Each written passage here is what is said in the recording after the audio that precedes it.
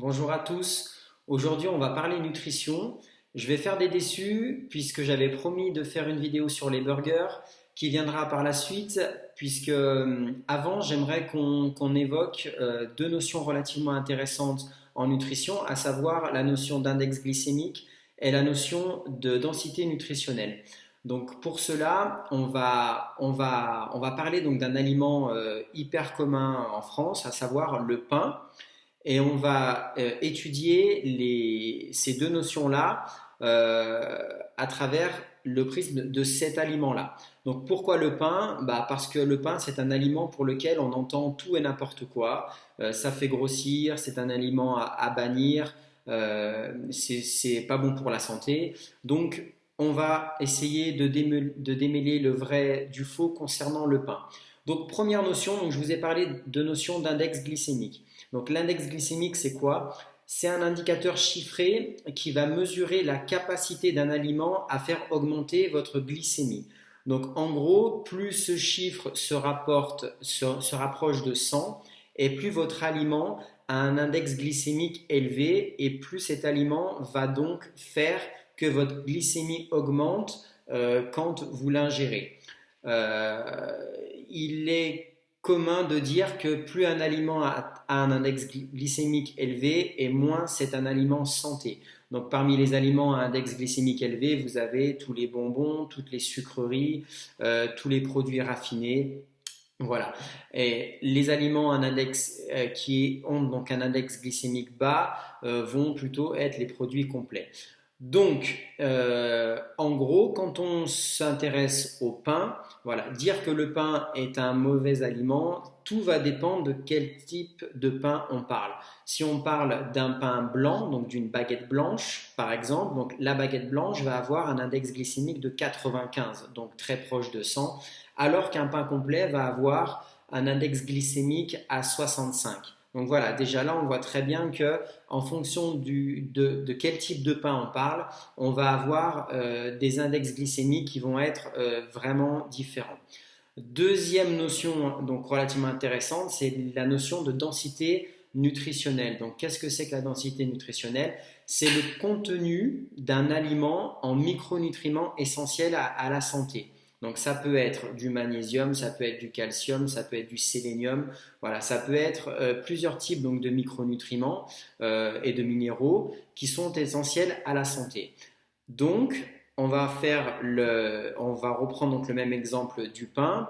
On va se rendre compte que quand on étudie donc le cas d'un pain complet, le pain complet va avoir une densité nutritionnelle deux fois supérieure à un pain blanc.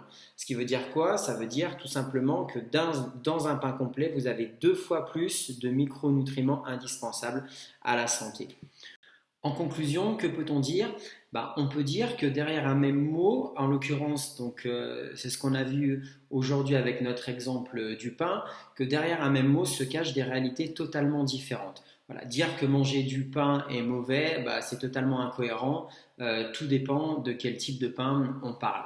D'ailleurs, n'oublions pas que les féculents font partie intégrante d'une alimentation normale. Donc concrètement, dans votre quotidien, que faire?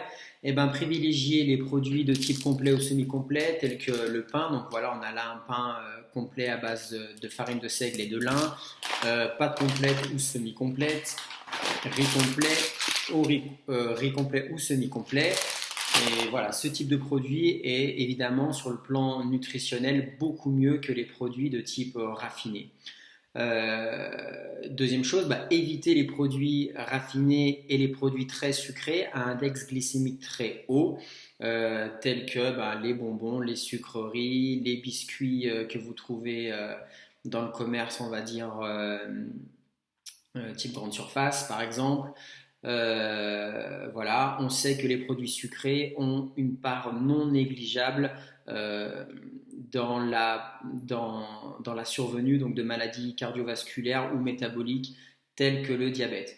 Ça fait 30 ans qu'on se trompe de combat en nous faisant croire qu'il faut lutter contre les graisses et adopter donc des régimes 0%, donc masse grasse, alors que le vrai combat devrait être orienté contre le sucre. Voilà, dernière chose, n'oublions pas non plus que le domaine de la recherche et de la nutrition sont des domaines qui évoluent très vite. Il y a peut-être des chances que d'ici 5 ou 10 ans, on nous explique que cet indicateur de l'index glycémique n'est peut-être plus cohérent ou n'est peut-être plus adapté et qui disparaîtra au détriment d'autres types d'indicateurs. Voilà. Bah écoutez, si la vidéo vous a plu, n'hésitez pas à la partager.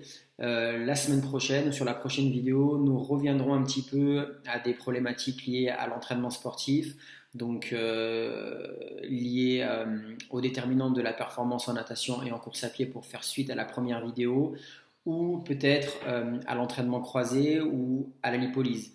Voilà, allez, vous avez toutes les infos qui sont relatives à Schaeffer Coaching sur les 2 diapos suivantes. N'hésitez pas à me contacter pour toute question. Merci, allez, ciao, bonne journée.